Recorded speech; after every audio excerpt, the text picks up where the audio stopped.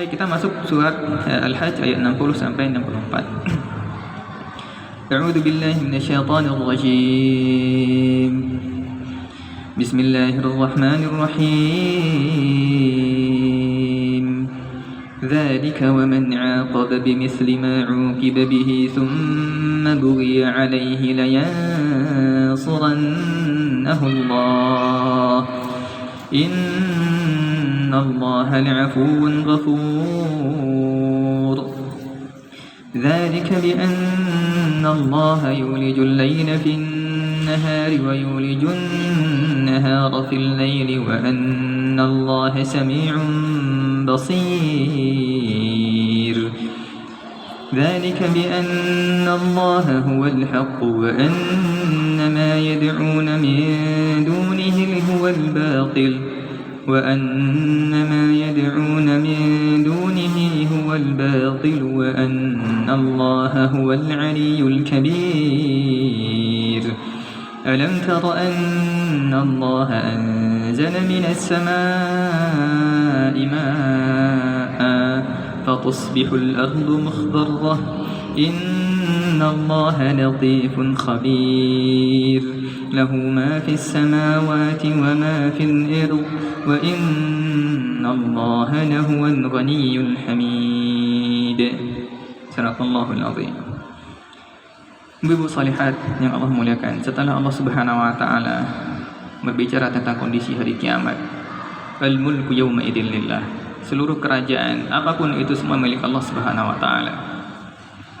Kemudian Allah menceritakan bagaimana kondisi orang-orang yang berhijrah, bagaimana kondisi orang-orang yang kemudian memiliki konsekuensi besar, memilih pilihan yang sangat besar dalam kehidupannya. Maka kemudian Allah menjanjikan ketika ada orang yang siap meninggalkan sesuatu yang besar untuk Allah Subhanahu wa taala, Allah akan janjikan kepadanya surga yang mereka akan ridha dengan semua itu.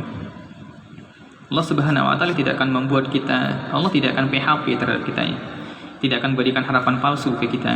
Kita punya angan-angan yang besar tentang surga, Allah akan berikan jauh-jauh lebih baik dibanding angan-angan yang kita punya. Sering kita sebagai manusia kecewa kepada manusia yang lain karena kita punya ekspektasi, kita punya angan-angan, kita punya harapan pada seseorang, ternyata tidak sesuai, realisasinya tidak sama dengan apa yang kita inginkan. Karena itu kita beramal besar, melakukan kegiatan yang banyak, ternyata tidak sesuai dengan apa yang kita inginkan, impactnya ataupun timbal balik dari hal itu, sehingga kemudian kita kecewa. Maka Allah Subhanahu wa taala akan membuat kita jauh lebih redha, jauh bersyukur kepada Allah, dan bahkan kita tidak akan ingat dengan semua kesulitan, dengan semua siksaan, dengan semua kesakitan yang kita terima di dunia. Itu yardawna. Makna yardawna sesuatu yang luar biasa. Tatkala mereka ridha. Nah, Allah Subhanahu wa taala mengatakan dzalik, hal tadi. Dzalik itu ya. Maka itulah. Wa man 'aqab. Dan man ini siapa ya, ataupun barang siapa, aqaba membalas ya, bimithli ma 'uqiba bihi, dengan serupa ataupun sama ma dengan apa yang 'uqiba bihi, dengan apa yang dia dibalas bihi dengannya, thumma bughiya 'alaihi la yansurannahu Allah, kemudian dia dianiaya ataupun disiksa, la yansurannahu Allah, Allah akan menolong dia. Ibu yang Allah muliakan, konsekuensi dari hijrah, konsekuensi kita meninggalkan sesuatu yang besar. Hijrah ini bukan pindah dari satu kecil ke hal yang besar, dari hal yang kecil ke hal yang kecil yang lain, tidak. Hijrah, memang hijrah dari Mekah ke Madinah tidak ada lagi la hijrata ba'dal fath, kata Rasulullah, tidak akan ada lagi hijrah setelah al-fath, setelah Fatu Mekah. Maka tidak dianggap hijrah lagi jika sahabat pindah dari Mekah ke Madinah. Tapi hijrah dalam perspektif yang lebih umum selalu ada. Dan hijrah memiliki konsekuensi yang besar. Kita pertama mungkin akan dibenci oleh banyak orang. Yang kedua mungkin kita akan, seperti yang Allah sampaikan, wa man 'aqab, mungkin kita akan diancam nyawa kita. Kata ibu yang Allah muliakan, memilih keputusan yang sangat besar dengan niat ikhlas karena Allah akan menjadi sia-sia, bahkan dengan nyawa kita diancam. Bahkan kemudian seluruh usaha kita dianggap sia-sia jika seandainya tidak diniatkan betul-betul ikhlas karena Allah. Merugi orang yang dia melaksanakan hijrah karena pengen menikah dengan orang lain. Merugi dia melakukan hal yang berbau hijrah gara-gara ingin dikatakan soleh sama orang lain. Karena itu orang yang kemudian landasan dia melakukan sesuatu yang besar ini tidak karena Allah, maka siap-siap kecewa dan dia akan siap-siap kembali dan mungkin lebih parah dari yang sebelumnya. Itu Islam tidak pernah memaksa orang masuk Islam dengan paksaan, tidak. Malah dalam beberapa hukum, jika ada orang yang mendatang, Ustaz saya mau masuk Islam, jangan bilang, Bu saya mungkin masuk Islam, bukan langsung oh bagus, bukan, suruh dulu balik. Sampai jika beberapa kali dia komitmen, serius saya pengen masuk Islam, baru kemudian kita terima. Maka nggak bisa ujuk-ujuk saya pengen masuk Islam, oh iya langsung baca syahadat, nggak bisa seperti itu. Konsekuensi yang dia temukan sangat besar. Karena setelah masuk Islam, banyak hal-hal yang mungkin tidak akan diberikan keringanan lagi. Dan setelah itu ketika dia keluar, maka keluar tidak segampang masuk ya. Tapi memang ketika dia masuk, karena itu yang pernah saya sampaikan, pepatah Inggris adalah privilege sesuai dengan responsibility ya. More privilege, more responsibility. Semakin tinggi keuntungan yang dia dapat, semakin besar tanggung jawabnya dia.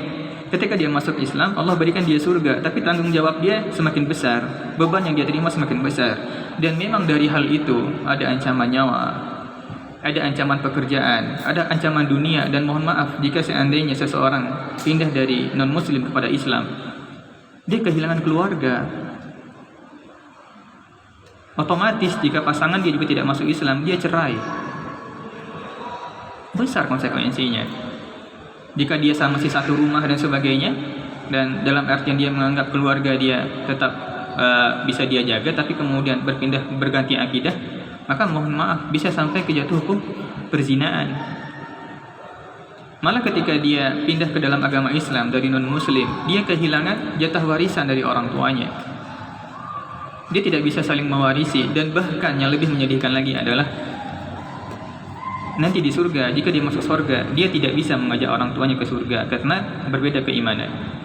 Separah-parahnya ketika seseorang masih dalam kondisi sama-sama muslim, yang satu masuk Islam, dia masih punya peluang mengajak orang tuanya. Tapi ketika antara kondisi ke kondisi yang lain, dari satu agama ke agama yang lain, maka hilang potensi.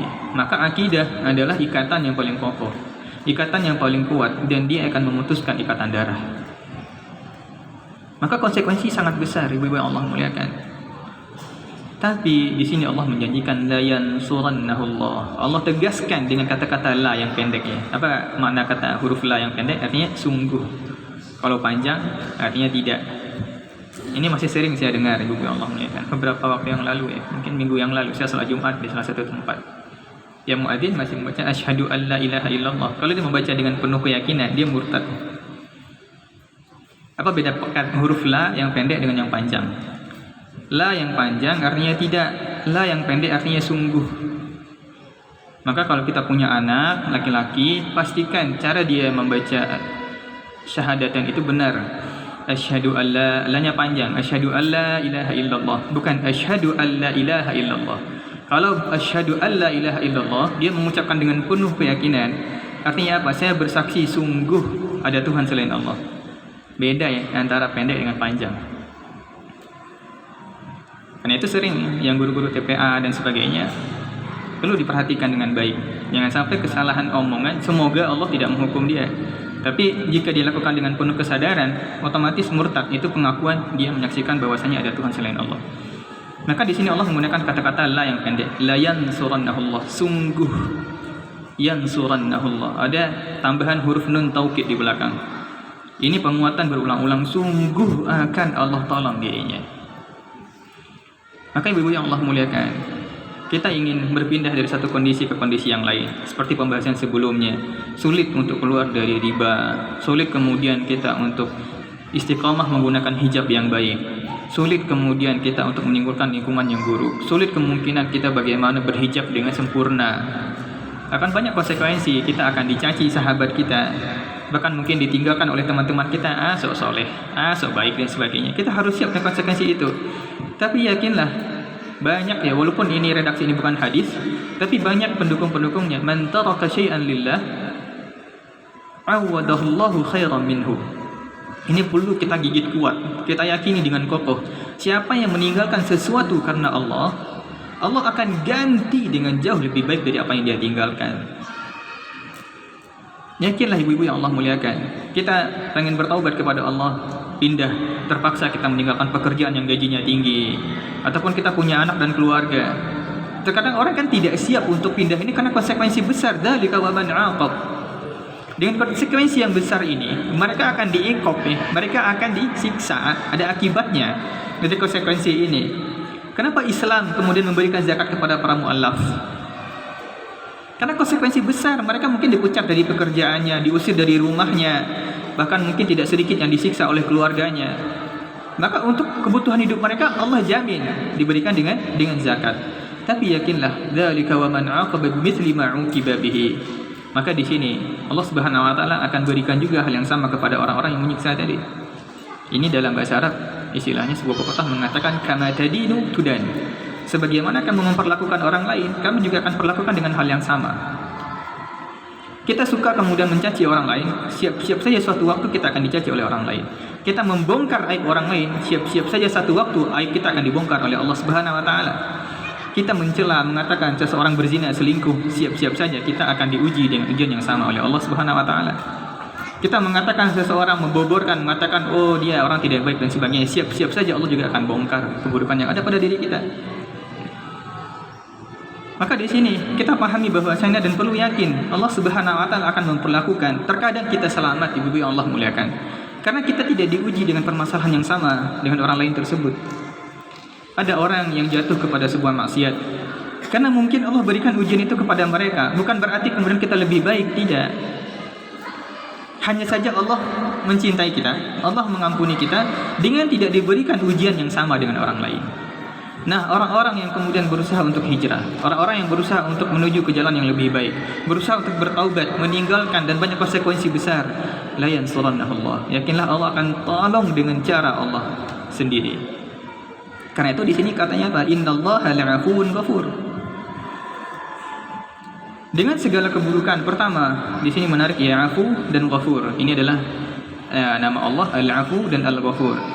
Al-Afu dengan Al-Ghafur adalah dua nama Allah yang selalu yang mengindikasikan Al-Kamal fawqal Kamal. Ada kesempurnaan di atas kesempurnaan. Ketika nama Allah Al-Afu saja, maka di sini sebenarnya cukup ya. Innallaha afun, cukup sebenarnya. Karena apa? Terkadang ibu-ibu yang Allah muliakan, ketika seseorang hijrah, meninggalkan keburukan ataupun masa lalu dia yang kelam, hal yang paling menghantui adalah masa lalu yang ada pada diri kita. Maka ketika kita memahami ini dengan baik, kita paham ini dengan baik, innallaha afu, Allah itu maha memaafkan. Kalau memaafkan itu mungkin hanya kosong-kosong ya, maka dimaafkan. Tapi ketika ada nama Allah Al-Ghafur, Allah tidak hanya akan memaafkan dia, Allah akan ampuni seluruh dosa dia yang ada, dianggap kemudian nol semua dosa-dosa dia, dan bahkan tidak tertutup kemungkinan Allah Subhanahu wa taala akan tambah dengan pahala-pahala yang lain. Akan Allah ganti. Maka ibu-ibu yang Allah muliakan, jangan pernah takut untuk ketika dengan syarat kita yakin secara utuh kepada Allah. Karena itu la yansurannahullah.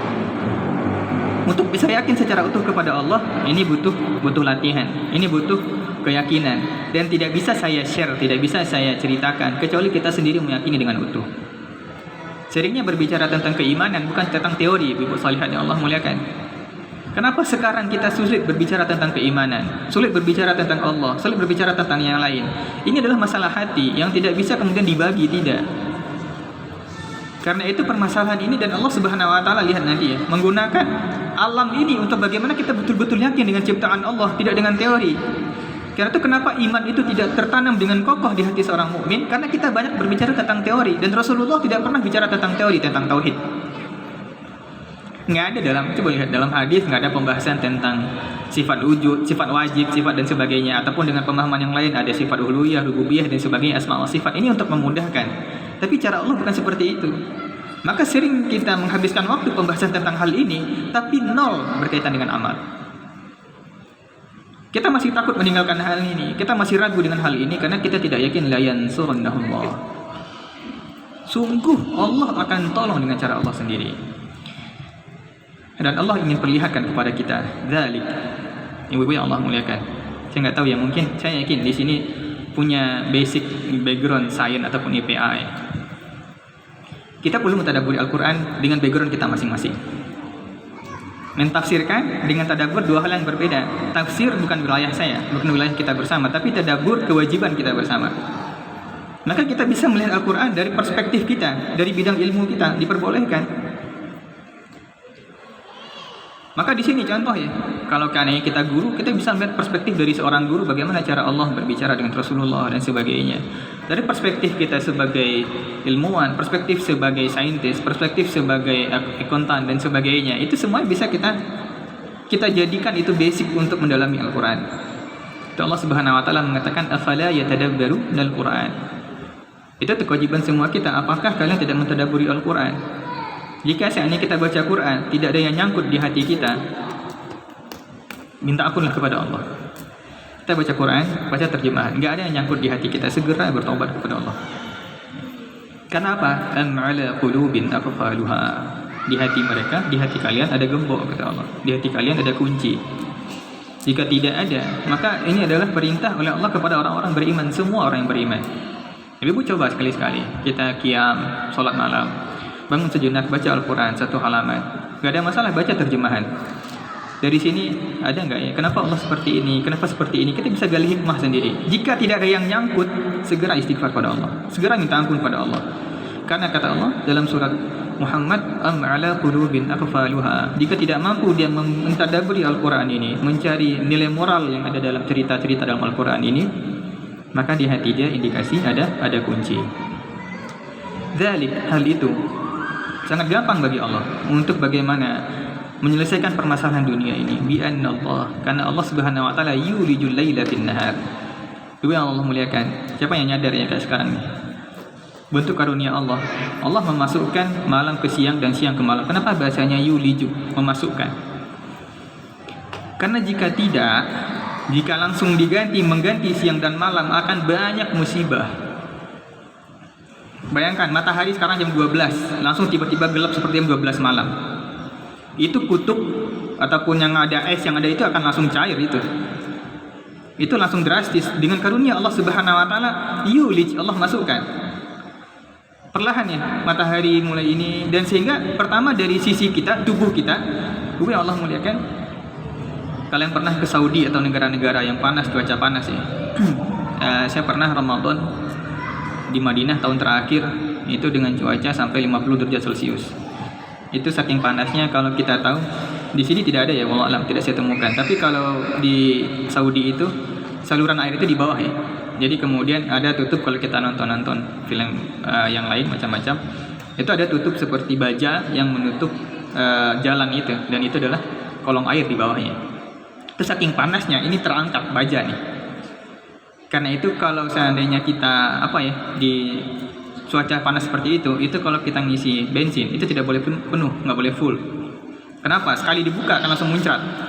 Kalau ada api sebagian langsung kebakaran. Allah muliakan. Itu saya jalan ke Nabawi, jalan ke Masjidil Haram, Masjid Nabawi ya, dari asrama dan sebagainya, naik taksi dan sebagainya. Ke sana jalan Masjid Nabawi itu kan dari pelataran dia sampai ke sana lumayan tuh, berapa meter, mungkin 500 meter. Sampai di dalam Masjid Nabawi itu kan AC-nya kuat tuh. Itu karena jalan itu sudah pakai peci, pakai payung, sampai di dalam kena AC itu langsung pusing. Gak bisa, kita dalam artian butuh waktu yang lama untuk bisa bertahan terlebih dahulu. Bayangkan jika Allah Subhanahu Wa Taala dengan kondisi yang sangat panas, tiba-tiba langsung dingin. Mungkin manusia tidak bisa hidup di dunia ini. Karena adanya pergantian cuaca yang sangat drastis. Kenapa mungkin orang-orang ketika panas kemudian tiba-tiba kena hujan? Karena tubuh dia pada kondisi panas tiba-tiba dibasahi oleh air, maka kemudian tubuh dia sakit. Jangankan itu, kita lihat saja kaca yang panas tiba-tiba dimasukkan ke air langsung pecah yang panas. Maka bagaimana karunia Allah kalau kita sadar yulijul lail. Allah bertahap, matahari dijauhkan sehingga kemudian kita tidak kaget ya dengan cuaca pergantian dari malam ke siang ke malam. Dan begitu juga Allah Subhanahu Wa Taala memasukkan yulijul laila fin nahar, karena itu ke dalam, memasukkan malam ke dalam siang, wa yulijun nahar, dan memasukkan siang ke dalam malam. Karena itu bertahap, matahari itu mulai dari sejuk dan sebagainya, tidak terlalu terik. Bayangkan kita sedang tidur tiba-tiba jebrat langsung matahari dengan panas, kita semua mungkin akan kelingan ke bahasa orangnya. Makanya kita dalam artian kondisi mungkin akan langsung susah ya. Dalam artian sedangkan cahaya lampu saja kita tidur nih dihidupkan, kita mungkin akan langsung kesusahan. Mata kita akan silau dan terik oleh cahaya lampu. Bagaimana ini cahaya matahari yang sangat kokoh. Maka akan banyak musibah dari Allah Subhanahu wa taala jika seandainya itu dijadikan seperti itu, langsung berganti siang malam, malam ke siang. Mungkin es yang ada di kutub sebagainya akan langsung cair. Banyak hal-hal mungkin tubuh kita tidak siap dengan hal itu.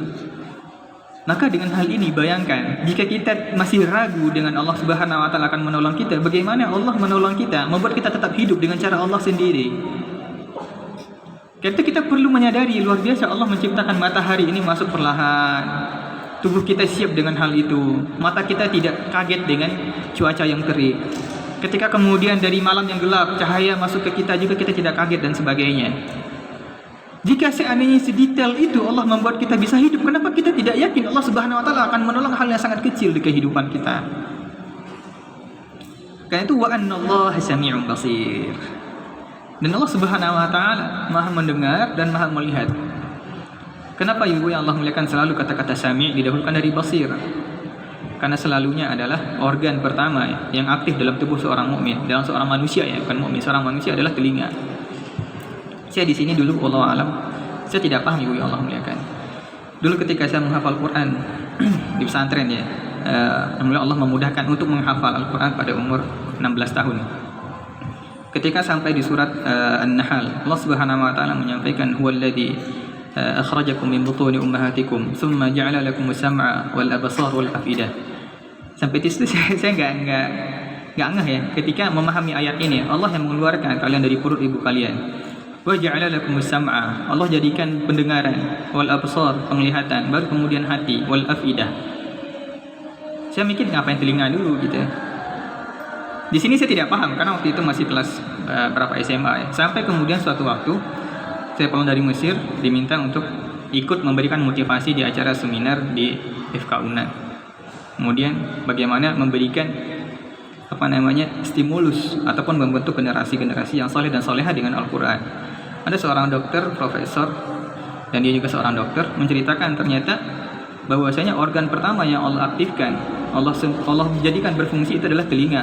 Saya baru ternyata ayat ini sudah menyampaikan dari ribuan tahun yang lalu, 1400 tahun yang lalu sudah Allah sampaikan.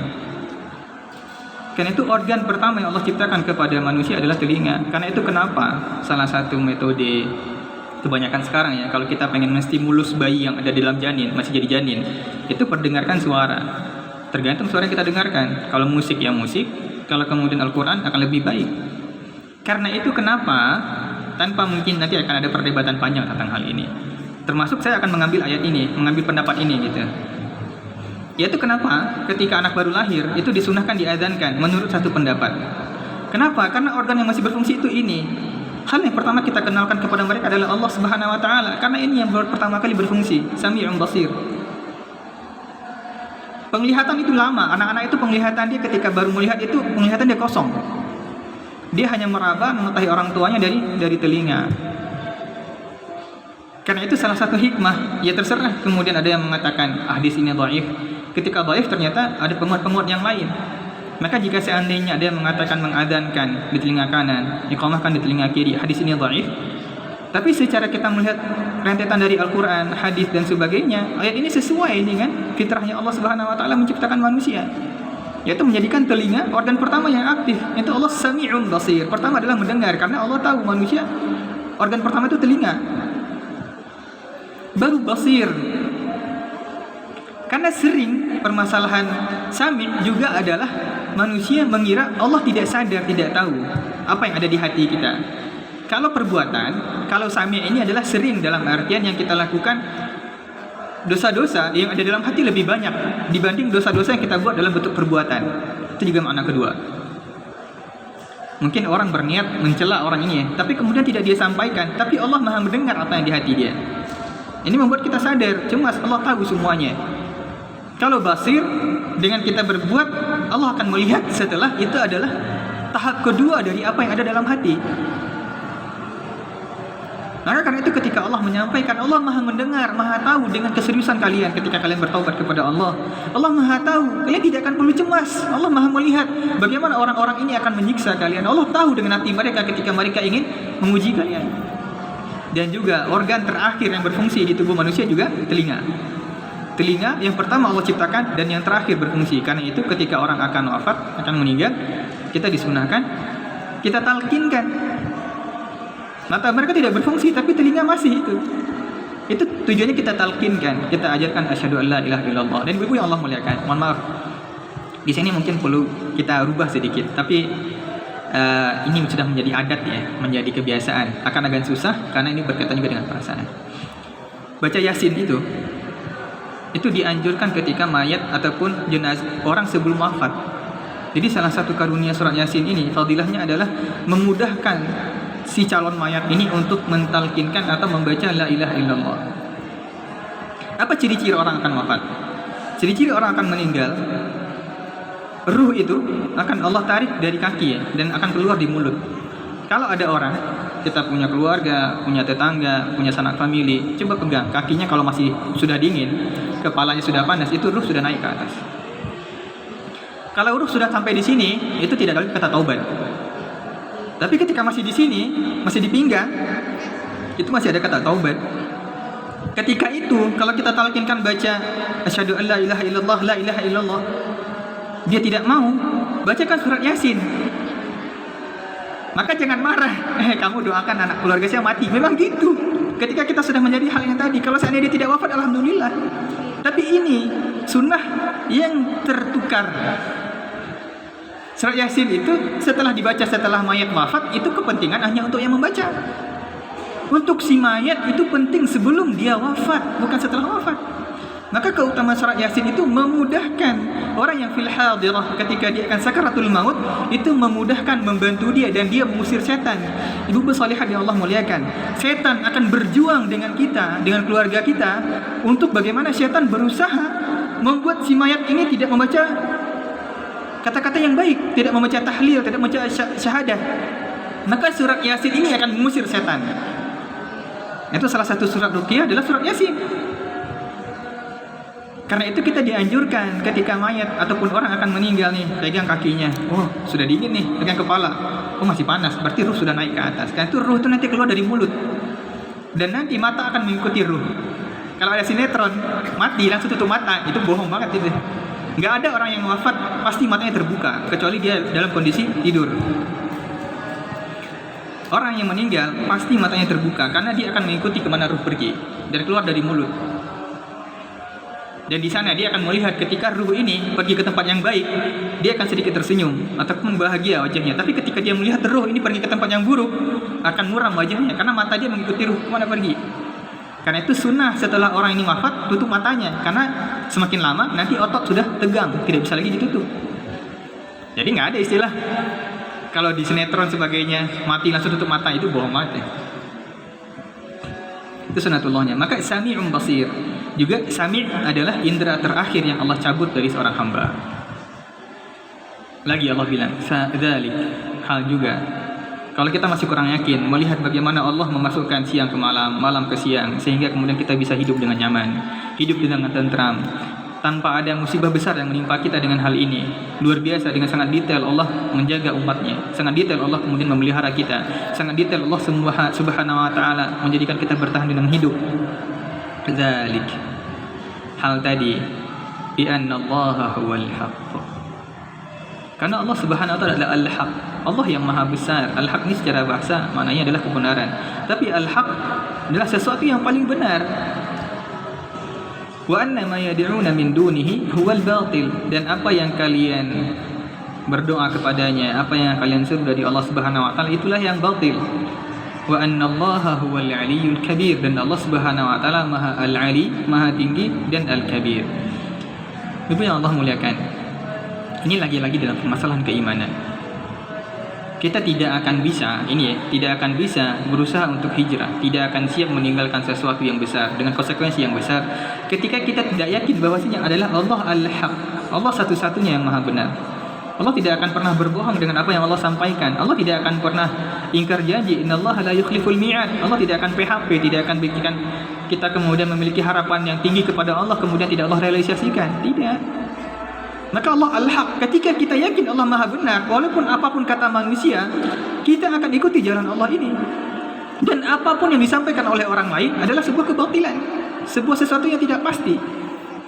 Dan Allah mengatakan Al-Ali Al-Kabir. Di sini menarik, Al-Ali itu tinggi, Al-Kabir besar. Kemudian Allah muliakan, kalau hanya Al-Ali mungkin ada kekurangan. Tidak semua yang tinggi itu kemudian harus kita hormati. Banyak hal yang tinggi kita nggak takut sama sekali. Tapi ketika yang tinggi ini besar, kita akan semakin takut kepada Allah Subhanahu wa taala.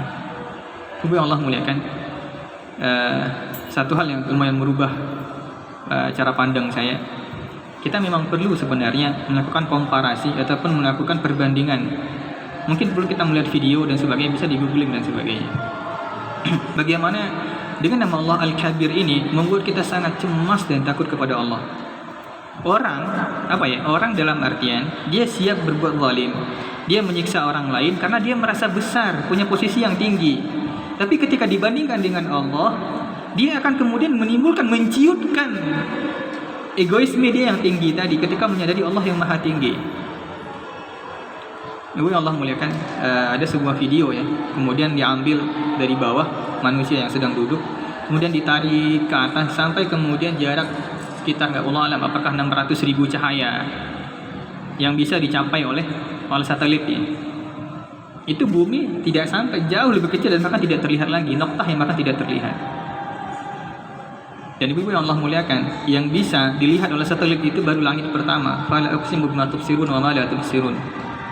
Belum ada teknologi yang bisa mencapai langit kedua, langit ketiga, keempat, kelima, keenam, dan ketujuh. Tingkat keilmuan manusia paling tinggi sekarang di dunia hanya bisa mencapai langit pertama. Dan matahari itu hanya bagian yang paling kecil, termasuk yang kecil dari tata surya ini yang ada. Dan kemudian kita mengaku, merasa kita ini tinggi di sisi manusia yang lain. Kita merasa lebih hebat ketika kita menyadari nama Allah Al-Ali Al-Kabir. Maka ibu yang Allah muliakan, di antara rentetan nama Allah, kalau kita tadabur satu persatu luar biasa ya. Nama Allah itu kalau kita klasifikasi ada 3 sebenarnya. Bisa kita klasifikasikan menjadi 3. Pertama, nama-nama Allah yang menimbulkan rasa cinta kita kepada Allah. Ada nama-nama Allah yang kita membuat kita semakin cinta kepada Allah. Ar-Razzaq, kita yakin Allah memberikan kita rezeki. Bagaimana ibu yang Allah muliakan? Bayangkan, ada salah seorang ulama berdoa, Allah marzuqni kama tarzukul ghurab. Kama tarzukul bughas ya. Bughas, apa itu bughas? Bughas ini adalah anak burung gagak ya.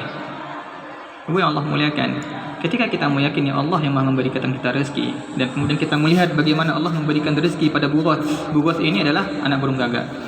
Ibu yang dari jurusan sains sebagainya bisa cek ya, kalau burung gagak, dan kita bisa lihat video itu ketika menetaskan telur anaknya, bulu burung gagak itu warna putih, bayinya itu bukan hitam. Itu namanya dalam bahasa Arab bughas, bukan gurab. Gurab itu gagak dewasa. Gagak bayi itu warna bulunya putih. Apa yang terjadi? Yang terjadi adalah induknya tidak mengakui ini anaknya. Bayangkan, bayi ini belum bisa ngapa-ngapain, nggak diakui sama orang tuanya. Bayangkan seorang bayi baru lahir, tidak ada orang tua yang mau menyusui dia. Tapi bukan ibu dia yang menjadi pemberi rezekinya dia. Allah yang memberikan rezeki. Apa cara Allah kemudian membuat bughas, anak burung gagak yang berwarna putih ini untuk bisa makan? Dia belum bisa terbang, belum bisa ngapa-ngapain. Sayapnya masih rapuh, kaki dia belum kokoh untuk bisa terbang. Bagaimana cara Allah? Cara Allah adalah Allah berikan bau yang sangat busuk di mulut bughas ini, anak burung gagak ini. Apa yang terjadi? Ketika bau ini busuk, serangga mendekat. Serangga datang. Karena itu dia tinggal patok sampai dia kenyang, baru kemudian bulu dia berubah jadi hitam, baru diakui sama induknya. Seorang bayi, Allah yang memberikan rezeki, bukan ibunya yang memberikan rezeki. Maka ketika kita menyadari itu, kita semakin cinta pada Allah. Bagaimana luar biasa Allah Al-Mubdi', Allah Al-Musawwir, Allah yang paling fashionable. Ya Allah, lihat, yang Allah muliakan, lihat sekarang betapa banyak fashion yang hanya hal remeh-temeh.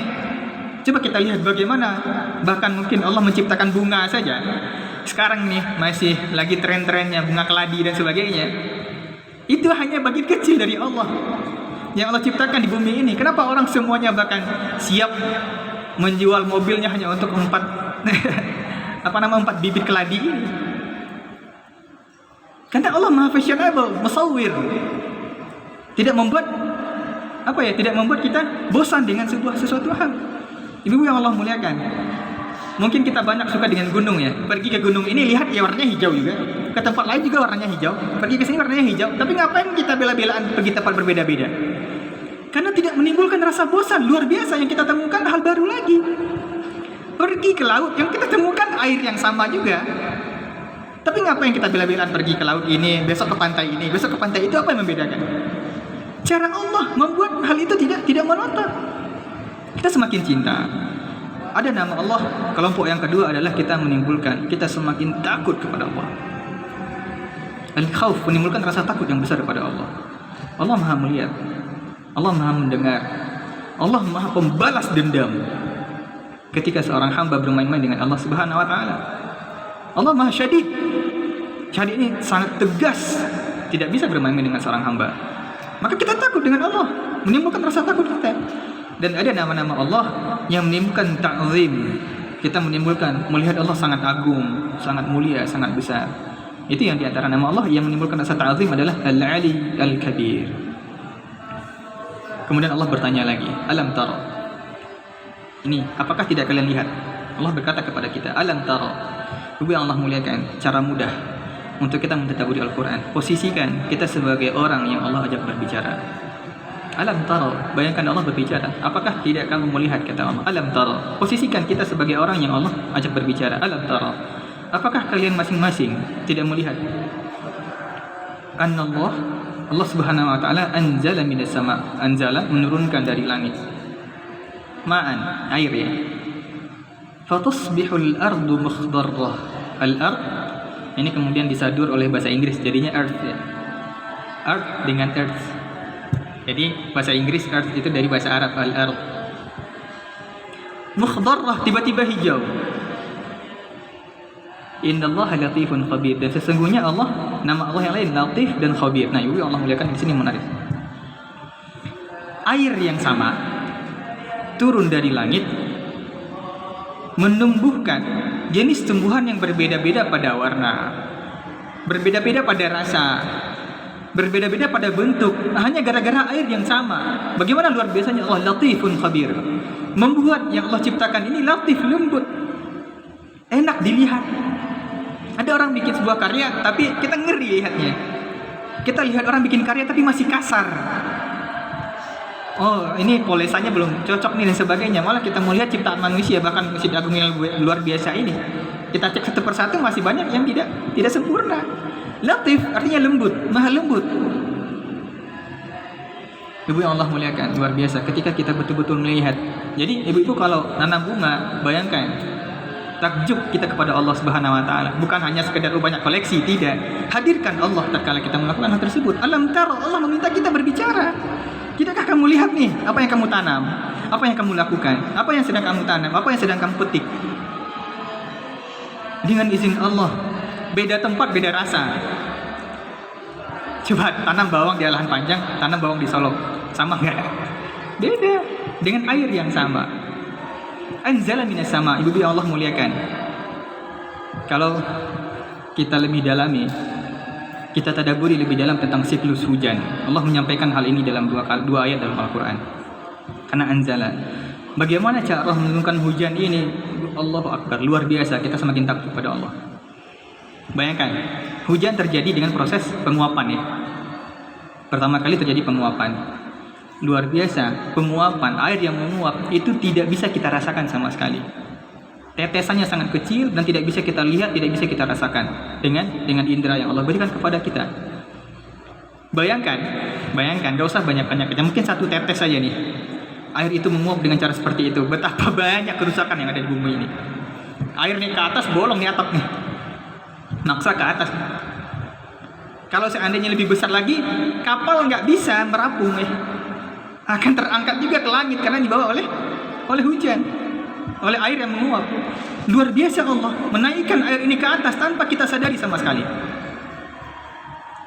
Itu kalau kita belajar IPA, kita belajar ini, hadirkan Allah dan kita pikir bagaimana luar biasanya Allah menciptakan ini. Nggak ada manusia yang bisa. Oke, lanjutnya. Air naik ke atas karena di sini anzala minas sama. Bagaimana Allah menurunkan air dari langit? Kita pikirkan. Naik ke atas, lebih Allah muliakan. Kenapa kita semakin ke atas semakin dingin, terus semakin panas kan? Karena kita mendekati matahari. Tapi makin dingin, karena apa? Kita mendekati air. Karena ada air di atas. Tapi kan idealnya ketika bumi ini ada gravitasi, itu air jatuh ke bawah kan? Tapi gravitasi akan hilang ketika ada kecepatan. Coba, mungkin yang kita nih pernah ya, saya yakin ya, ataupun anak-anak kita. Kalau ada air dalam ember, itu tidak akan jatuh kalau kita putar dengan kencang. Iya kan? Karena dia akan melawan gravitasi. Maka untuk membuat air ini stabil di atas, Allah bikin angin yang sangat kencang. Dan bagaimana angin ini membuat awan ini tetap stabil di atas? Kalau bayangkan jika angin yang kencang ini turun sedikit ke bawah, dia akan menghancurkan bangunan. Kalau seandainya naik sedikit ke atas, hilang di bawah matahari. Bayangkan bagaimana detailnya Allah memposisikan air ini berada pada posisi yang kemudian tidak hilang di bawah oleh matahari dan tidak menghancurkan bangunan yang dibikin oleh manusia. Sampai kemana kita berpikir seperti itu? Baru kemudian akan terjadi hujan ketika angin ini berhenti kan? Maksudnya apakah adanya bangunan yang tinggi atau adanya gunung atau memang terlalu berat? Dan lagi-lagi, pernah kita berpikir kalau seandainya Allah menurunkan hujan sebanyak ini saja, itu bangunan juga hancur. Allah turunkan dengan rintik-rintik. Allah turunkan dengan butiran-butiran yang tidak menghancurkan bumi. Alam tara, tidakkah kalian melihat? Tidakkah kalian berpikir? Tidakkah kalian, karena itu ra'yun itu berpendapat. Tidakkah kalian melihat bagaimana beropini ketika Allah menciptakan ini? Dan ketika itu turun, menjadikan bumi ini menjadi hijau. Innallah latifun khabir. Allah maha lembut dan khabir. Khabir dengan kontribusi kita. Khabir maha tahu dengan seluruh amalan kita. Khabir maha mengetahui, mengabari apa yang kita lakukan dengan penuh kesengajaan ataupun tidak. Dan lagi-lagi, lahu, kita lanjut, lahu, punya Allah. Maka la, makna lain dari kata-kata sungguh artinya juga punya. Hadza liman, hadza li. Jadi kata-kata la yang pendek bisa dua makna. Pertama artinya untuk, yang satu artinya sungguh. Tapi kalau dibalikkan, dipanjangkan, dia akan kontraproduktif ataupun akan terjadi kontradiksi antara dua makna ini. Satu positif, satu negatif. Maka berhati-hati. Nah, itu masalah panjang pendek saja bisa menimbulkan kesalahan yang sangat fatal. Lahu, punya Allah Subhanahu wa taala. Ma fis samawati wa ma fil ard. Apa yang ada di langit dan apa yang ada di bumi. Lalu Allah muliakan, ketika kita nanti balik cerita tadi, kita dipecat dari pekerjaan kita, kemudian kita meninggalkan harta riba, kemudian kehilangan rumah dan sebagainya. Kemudian ketika kita ada orang yang non-muslim masuk ke Islam, kemudian dia kehilangan pasangannya, kehilangan anak-anaknya dan sebagainya, Allah yang punya segala-galanya. Maka kita harus menyadari kepemilikan utuh itu punya Allah. Itu Allah Subhanahu wa taala mengatakan likai la ta'sau 'ala ma fatakum wa la tafrahu bima atakum. Enggak perlu kalian berputus asa terlalu dalam, terlalu depresi ketika ada yang hilang dari kalian. Ini teori ya, tapi prakteknya susah. Enggak gampang seorang ibu kehilangan anak. Anaknya wafat, meninggal. Apakah dengan mudah kemudian dia mengontrol hati dia untuk kemudian bisa merelakan? Tidak gampang. Seseorang yang putus cinta, apakah susah dengan kemudian dia move on? Tidak. Ketika seseorang kemudian rumahnya kebakaran, ketika dia ditimpa musibah, ketika ayahnya meninggal, ketika dia dipecat dari pekerjaan, ketika dia tidak mendapatkan apa-apa, itu akan menjadi mudah ketika dia memiliki keyakinan yang kokoh, keutuhan yang kokoh di hatinya bahwasanya itu semuanya punya Allah. Karena itu hadis yang mengatakan, Rasulullah mengatakan ajaban li amril mu'min, menakjubkan perkara orang beriman. Idza asabah sarra syakar. Bagaimana mungkin dia ketika diberikan kebahagiaan dia bisa bersyukur, wa asabah dharra sabar, ketika ditimpa musibah dia bisa bersabar. Segampang itu, sesimpel itu. Secara teori iya, secara praktek susah sekali. Ibu yang Allah muliakan, beriman dikala senang itu lebih susah ketika beriman dikala susah. Itu Allah Subhanahu wa taala dalam hadis qudsi, idza dzakarani fi sarra, ketika dia mengingatku pada kondisi dia senang, adzkuruhu fi dharra, aku akan mengingat dia ketika dia dalam kesusahan. Menegur orang, menasihati orang ketika dia sedang berjaya, ketika dia sedang sukses, ketika dia sedang tinggi, itu susah.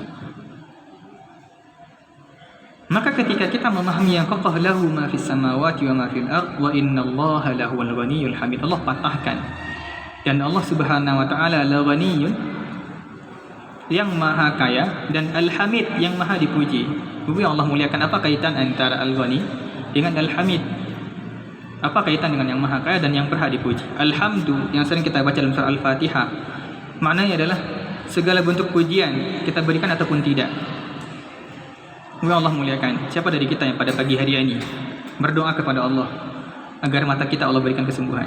Siapa yang berdoa kepada Allah agar Allah tetap berikan kita kesehatan? Siapa yang bersyukur pada pagi hari ini ketika Allah bangunkan dia dan semua organ tubuh dia masih aktif? Mungkin tidak ada dari kita yang melakukan hal itu pada pagi hari ini, termasuk saya. Itu Allah pun tidak kita puji pun, Allah yang paha layak dipuji. Itu Al-Ghani.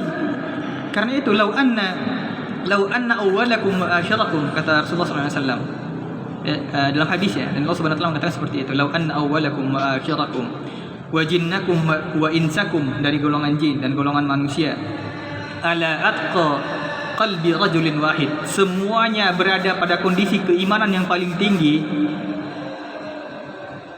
ma yazidu fil mulki syai'an, tidak akan menambah sedikit pun kerajaanku, kata Allah. Lau anna ahadakum, lau anna awwalakum wa akhirakum, kalau yang paling pertama dari kalian sampai yang terakhir, dari Nabi Adam sampai siapa nanti mati paling terakhir, wa jinnakum wa insakum, dari golongan jin dan manusia, pada kondisi hati yang paling jelek, pada kondisi ruhiyah paling buruk, tidak akan mengurangi sama sekali, kata Allah, kerajaan Allah. Itu Allah maha kaya. Nah, ibu-ibu yang Allah muliakan, Asmaul Husna ini bukan hanya untuk dilakukan dan dinyanyikan, tidak. Karena itu memahami hadis, lillahi tis'atun wa tis'una asman, Allah punya 99 nama. Man ahsaha dakhalal jannah. Siapa yang ahsa, dia masuk surga. Bagaimana dia bisa masuk surga dengan ahsa? Ahsa ini bukan hanya menghafal, ibu-ibu salihat yang Allah muliakan. Ahsa secara bahasa itu artinya mensurvey. Kayak itu kalau saya bikin tesis, bikin penelitian dalam bahasa Arab, bina adalah ihsaiyat, berdasarkan hasil survei. Kalau survei setidaknya apa? Kita teliti satu persatu, kita coba, kita aplikasikan pada hal yang lain, baru kita bikin kesimpulan, konklusi. Maka nama-nama Allah itu tidak hanya sekedar dihafal. Bagaimana itu kemudian menjadi keimanan yang kokoh di hati kita, baru itu akan terrealisasi dan itu mengantarkan kita ke surga. Bagaimana sekarang kita punya anak di rumah, kita lupa, ternyata tidak ada yang menunggu dia sendirian tidur, kita cemas ya. Maka kemudian kita hilangkan kecemasan kita tatkala kita yakin innallaha huwal hafidh, Allah yang menjaga. Oke, saya tenang. Itu kan terrealisasi, akan Allah jaga dengan cara Allah sendiri. Tapi ketika kita cemas, ya sudah, kita dalam artian anak kita akan seperti itu. Karena itu kita perlu berdoa dengan penuh keyakinan yang utuh dan menggunakan Asmaul Husna ini. Jadi bukan hanya sekedar dihafal. Bagaimana itu melahirkan amal. Allah Ar-Razzaq. Kita yakin Allah yang memberi rezeki. Kita nggak peduli. Oke, saya tidak diterima di pekerjaan ini dibanding saya harus menyogok dan sebagainya. Saya tidak diterima di perguruan ini, di universitas ini untuk kuliah dan sebagainya. Saya nggak peduli. Rezeki saya bukan urusan mereka. Rezeki saya urusan Allah. Innallaha huwal ghani. Allah maha kaya. Maha cukup ya. Ghani ini satu sisi maknanya kaya, satu lagi merasa tidak penting dengan kita. Karena itu dalam surat Az-Zariyat sangat tegas Allah Subhanahu wa taala mengatakan, "Wa ma khalaqtul jinna wal insa illa liya'budun." Aku tidak ciptakan jin dan manusia kecuali untuk menyembahku, kata Allah. Bukan sampai di sini. Apa kata Allah? Ma uridu minhum min rizkin wa ma uridu an yut'imun. Aku enggak butuh rezeki kalian. Kalian itu cuma perlu bagaimana kalian beramal saleh, beribadah kepada Allah. Enggak perlu kalian habis-habiskan waktu mencari rezeki kemudian dengan rezeki itu kalian akan beri saya makan, kata Allah. Tidak. Kan Allah Maha Ghani. Ketika kita cukupkan kewajiban kita sebagai seorang hamba beribadah kepada Allah, Allah akan cukupkan rezeki kita dengan cara Allah sendiri. Karena itu, wa may yattaqillah yarzuqhu min haitsu la yahtasib wa may yattaqillah yaj'al lahu makhraja wa yarzuqhu min haitsu la yahtasib. Allah akan berikan solusi dan jalan keluar dari semua itu. Dan rezeki itu lebih banyak la yahtasib min dan muhtasabnya, lebih banyak dari yang tidak disangka-sangka dibanding yang disangka-sangkanya. Maka ibu yang Allah muliakan, ketika kita memahami Asmaul Husna satu persatu, Allah alam mungkin di kesempatan lain bisa kita tadaburi bermakna Asmaul Husna ini sehingga menimbulkan kecintaan kita yang besar kepada Allah. Dari sini ada berapa nama ya? Pertama, Afu, Ghafur punya makna yang berbeda. Kemudian Sami', Basir, Al-Ali, Al-Kabir, Latif, Khabir, Ghani, Hamid. Ada 10 nama yang kalau kita bahas satu persatu tidak akan cukup waktunya. Bagaimana bentuk ghaninya Allah? Bagaimana bentuk hamidnya Allah? Bagaimana bentuk afunya Allah kepada kita? Ketika itu kita semakin kokoh dan yakin. Ibu Allah muliakan, pernah gak bertanya, kenapa ribet amat sih nama Allah 99 atau banyak sana? Kok nggak satu aja gitu? Cukup dengan kata-kata Allah sehingga kita mudah mengingat Allah. Ibu Allah muliakan, ketika kita memahami banyak nama Allah, maka kita ingat dengan Allah dengan segala kondisi kita. Kita dengan kondisi yang sangat kalut, kita sadar ada Allah Al-Afu, ada Allah Al-Ghafur, ada Allah Ar-Razzaq. Ketika kita kehilangan pekerjaan, kita dipecat, kita yakin ada Allah Ar-Razzaq, tenang hidup kita. Ketika kita habis berbuat maksiat, dosa besar, dan kemudian banyak kan orang habis berbuat dosa besar, kemudian dia merasa taubat dia tidak diampuni, dia bunuh diri habis itu. Ketika itu dia tidak perlu berputus asa, ada Allah At-Tawwab, ada Allah Ar-Rahman, ada Allah Ar-Rahim. Ketika dia sakit, sadar ada Allah Asy-Syafi, maka dia gak stres ataupun kemudian gak menyiksa dirinya ketika dokter memvonis dia tidak akan sembuh. Dia yakin Allah Asy-Syafi, Allah yang menyembuhkan, bukan dokter. Dokter ini hanya perantara. Ketika itu dia bisa tenang. Ketika kemudian dia pengen berbuat maksiat, dia tahu ada Allah Al-Muntaqim, Allah yang maha membalas dendam pada dia. Maka ketika dengan banyaknya nama Allah dan kemudian sekaligus menjadi sifatnya Allah, kita bisa mengingat Allah dengan segala kondisi yang ada pada diri kita. Wallahu bisawab. Silakan ibu yang Allah muliakan, jika ada pertanyaan dan diskusi berkaitan dengan hal ini ataupun hal lain yang mungkin bisa didiskusikan, dipersilakan. Silakan Bu Ahlan.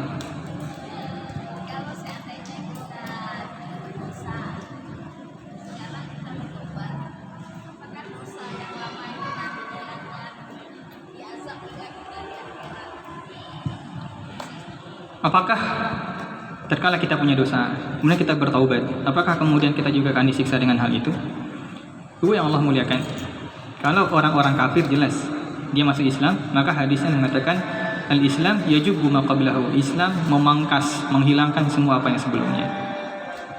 Orang-orang yang bertaubat di sisi Allah, ketika taubatnya sempurna, juga akan menghapuskan semuanya. Karena timbangan di sisi Allah, mizan yang dalam surat Al-Qari'ah, faman saqulat mawazinu, siapa yang berat timbangannya, itu bukan timbangan seperti timbangan kita. Maksudnya apa? Bukan timbangan dengan ukuran kita, tidak. Timbangan Allah itu berbeda cara menghitungnya. Contoh sering disampaikan oleh para ustadz ya. Kita beramal, karena ini surah Al-Hajj, kita sekarang berhaji, oke. Haji berapa biaya yang kita habiskan? Anggap 33 juta.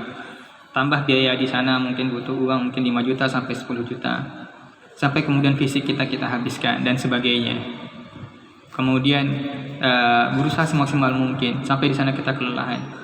Kemudian setelah itu kita berusaha menjaga hati kita berusaha bagaimana tidak mengungkit ibadah soleh kita berusaha tidak merasa soleh.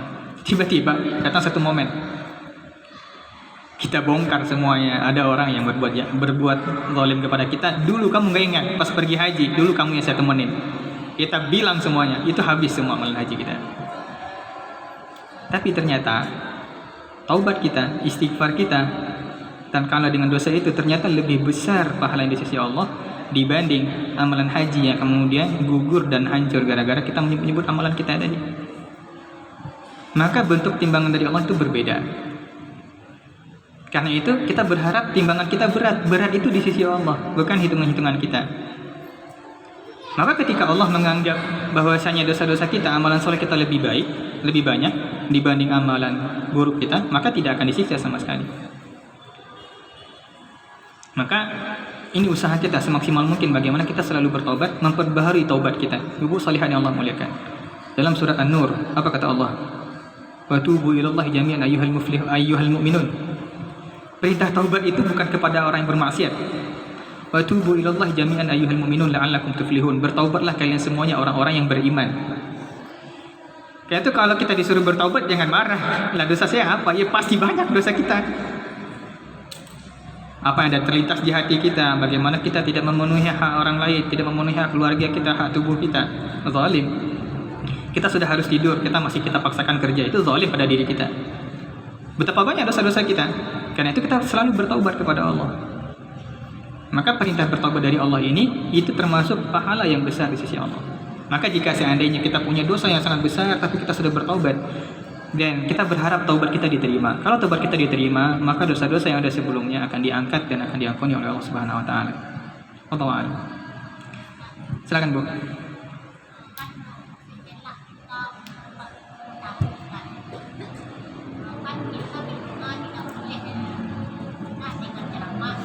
Gimana, Bu?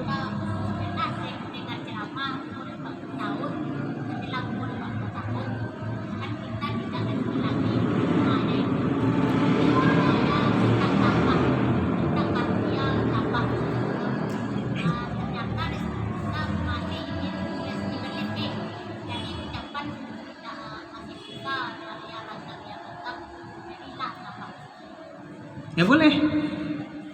Kita tertutup selagi kita masih hidup, silakan berdoa apapun. Termasuk dunia dan akhirat kita. Apakah berdoa untuk dunia salah? Enggak salah. Allah bahkan marah ketika kita tidak berdoa kepada Allah, beda dengan manusia. Manusia akan marah ketika kita ngeyel. Allah akan lebih suka ketika kita banyak berdoa kepada Allah. Dalam surat Ghafir Allah Subhanahu wa taala mengatakan wa qala rabbukum ud'uni astajib lakum. Allah berkata, doa kepadaku, aku akan dengarkan. Ibu yang Allah muliakan, ini menarik ya. Ada perpindahan redaksi banyak dalam redaksi ayat, dalam hadis dan juga Quran. Itu redaksi berganti dari orang ketiga ke orang kedua. Wa qala rabbukum, Rabb kalian, berarti orang ketiga kan? Tapi tiba-tiba langsung ud'uni, langsung dipotong nih.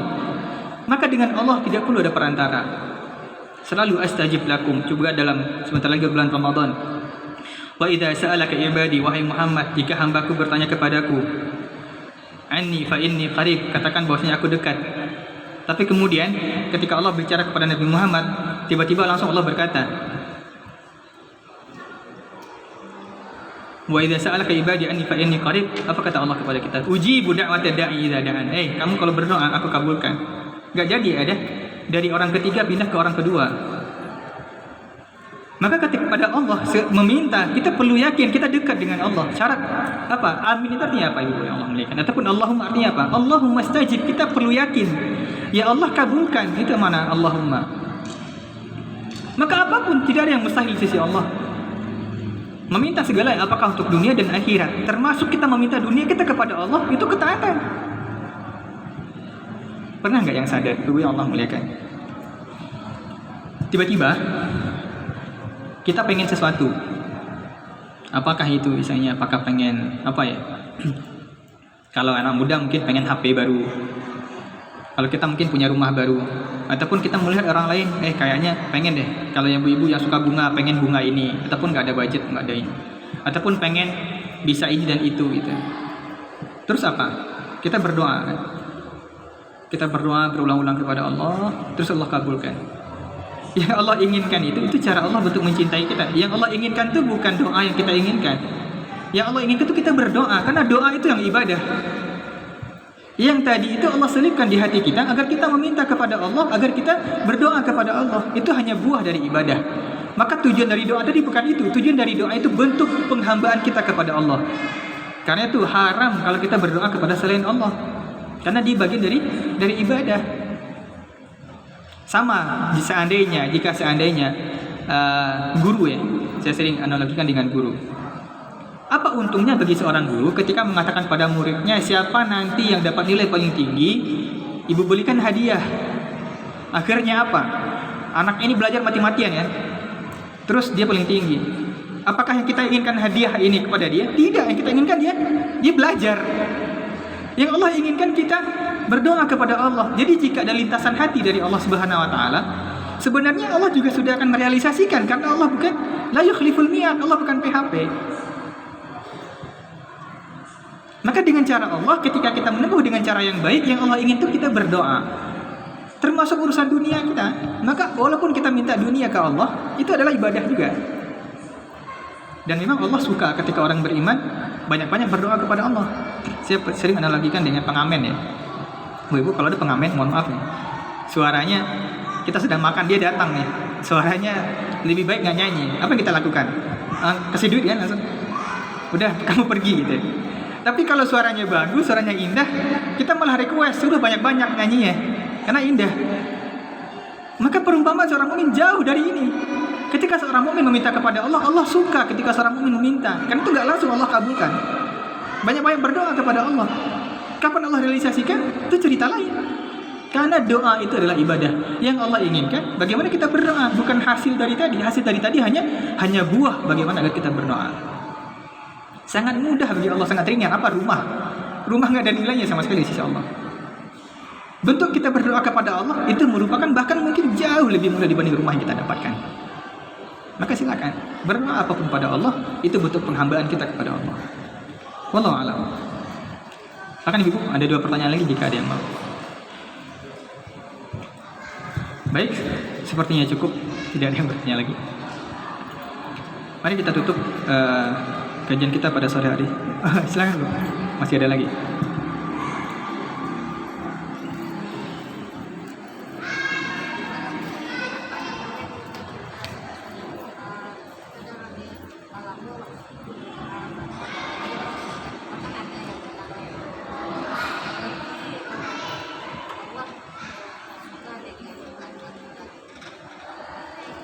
Ya.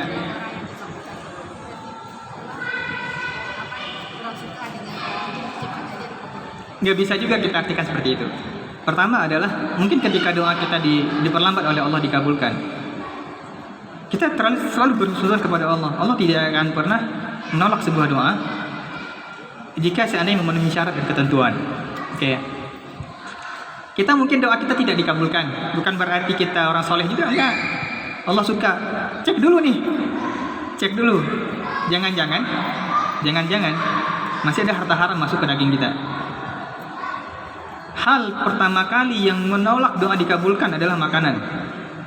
Bayangkan, sekelas Rasul, ini bukan manusia biasa, Rasul, ya ayyuhar Rasul, kulu minat thayyibati wa'malu shalihan. Para Rasul nih, agar doa dikabulkan, dia tetap harus makanan yang halal. Kenapa para Rasul perintah Allah? Maka kalau doa kita nggak dikabulkan, cek dulu, kita masih terikat riba nggak nih? Kita masih ada makan harta orang lain dengan cara yang haram nggak? Itu kenapa Abu Bakar kekeh mengeluarkan makanan yang telah ditelannya. Padahal jika dia bertobat mungkin akan Allah ampuni. Tidak, karena konsekuensinya apa? Jika makanan yang haram masuk ke perut seseorang, itu akan lama doanya dikabulkan sampai itu menjadi bersih lagi. Maka di sini satu sisi kita berusaha kepada Allah jika belum dikabulkan, di sisi lain kita cross check juga. Jangan-jangan doa kita tidak layak untuk dikabulkan karena kita berdoa dengan segala penghalangnya yang kita bawa bersama. Kemudian yang kedua, ada doa-doa walaupun kita beriman ataupun tidak akan cepat Allah kabulkan pada beberapa kondisi. Pertama, ketika kondisi darurat dan terdesak, betul-betul nggak ada pilihan lain, maka ketika itu akan mudah doa dikabulkan. Yang kedua, doa akan cepat dikabulkan jika doa ibu ke anaknya. Itulah doa yang tidak ada pembatasnya dengan langit. Termasuk jika ibu ini kafir. Ibu ini kafir, mendoakan anaknya, jika anaknya berbuat zalim kepada dia, ataupun yang lainnya, tetap doanya Allah kabulkan. Maka kemudian yang ketiga, doa orang yang zalim, termasuk doa yang cepat Allah kabulkan. Maka satu sisi kita berhusnudzon ketika kita sudah memenuhi semua syarat, kemudian belum Allah kabulkan, tetap kita terus berdoa kepada Allah. Kita berhusnudzon kepada Allah, bahwasanya Allah menginginkan kita lebih banyak berdoa. Dengan memang jika kita sudah memenuhi segala syarat yang ditentukan. Tapi kita juga tidak mengklaim bahwasanya kita adalah orang yang soleh, ataupun kemudian ketika doa kita cepat dikabulkan, kita mengklaim adalah kita orang yang bermaksiat, juga bukan seperti itu. Semoga bisa dipahami. Babu.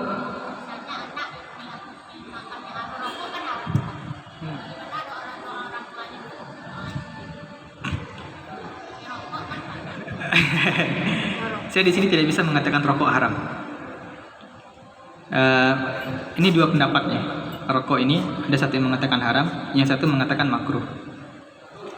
Karena tidak ada dalil yang betul-betul sharih, dalil yang betul-betul tegas. Dan juga dalam Al-Quran dan hadis, rokok tidak ada zaman Rasulullah. Dan penyamaan antara rokok dengan khamar ini tidak bisa sama secara utuh. Karena itu benar menurut fatwa ulama MUI, saya lebih memilih itu ya. Lebih baik makruh ya, bukan haram. Kalau kita mengharamkan, banyak para ulama yang merokok. Apakah kemudian kita mengatakan mereka adalah para ahli maksiat? Belum tentu juga. Maka di sini kalau kita mengambil fatwa haram, boleh silakan. Tapi ketika kita melihat orang lain merokok, kemudian kita langsung, ya Pak, haram sih kerja Pak mah. Berarti orang ini fasik. Kalau orang ini fasik, malah tidak boleh jadi imam. Tidak boleh jadikan saksi pernikahan. Kalau ada orang, kalau menganggap rokok ini betul-betul haram, ada orang nikah, apa itu jadi saksi pernikahan? Tidak sah nikahnya. Karena fasik, orang fasik nggak diterima saksinya. Maka dalam hal ini, pada diri kita ambil fatwa haram, pada orang lain sementara pakai fatwa makruh. Biar menyelesaikan banyak permasalahan. Baik ya, karena sudah semakin gelap, kita tutup dengan doa bersama. Karena salah satu doa ataupun waktu yang mustajab di sisi Allah adalah detik-detik terakhir pada hari Jumat. A'udzubillahi minasyaitonir rajim. Bismillahirrahmanirrahim. Alhamdulillahirabbil alamin. Hamdan syakirin, hamdan na'imin, hamdan yuwafi ni'amahu yukafi'u mazidah. اللهم اغفر لنا ذنوبنا ولوالدينا وارحمهم كما ربونا صغارا ولجميع المسلمين والمسلمات والمؤمنين والمؤمنات إنك سميع قريب مجيب دعوات يا قاضي الحاجات اللهم تقبل منا صلاتنا وصيامنا وركوعنا وسجودنا وتضرعنا يا رب العالمين اللهم إنا نستودعك ما حفظنا وما قرأنا فرده إلينا عند حاجتنا إليها اللهم يا مقلب القلوب ثبت قلوبنا على دينك اللهم يا مصرف القلوب صرف قلوبنا على طاعتك اللهم اجعل جمعنا هذا جمعا مرحوما وتفرقنا من بعده تفرقا معصوما ربنا اجعلنا مقيم الصلاة ومن ذرياتنا ربنا وتقبل دعاء ربنا آتنا في الدنيا حسنة وفي الآخرة حسنة وقنا عذاب النار سبحان ربك رب العزة عما يصفون وسلام على المرسلين والحمد لله رب العالمين أقول قولي هذا وأستغفر الله لي ولكم فاستغفروه إنه هو الغفور الرحيم السلام عليكم ورحمة الله وبركاته